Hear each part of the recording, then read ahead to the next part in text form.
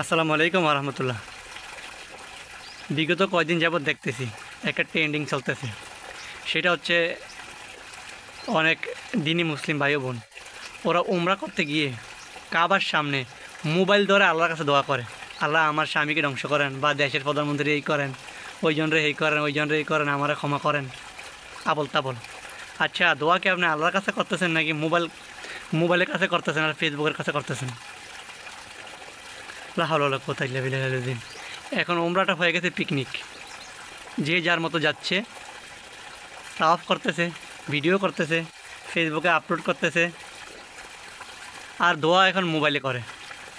কাবা করে দিয়ে দৌড়ে বলতেছে, আল্লাহ আমার স্বামী আমার কষ্ট দিয়েছে, স্বামীর ধ্বংস করেন।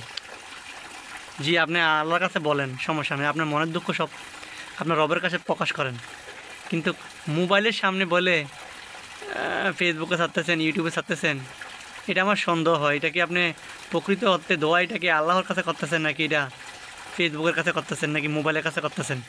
আল্লাহ আলম। তবে এটা সম্পূর্ণ লোক দেখানো ইবাদত, রিয়া। এই সমস্ত ইবাদত আল্লাহর কাছে কখনো কবুল হবে না, বরঞ্চ আপনার পিছনের সবগুলো আমলকে আল্লাহ ধ্বংস করে দেবে। লোক দেখানো কোনো আমল করলে সমস্ত আমল করতে হবে একমাত্র আল্লাহর সন্তুষ্ট উদ্দেশ্যে। আল্লাহ সুবহানাহু ওয়া তাআলা আমাকে সবাইকে বুঝার তৌফিক দান করুক। আল্লাহুম্মা আমিন।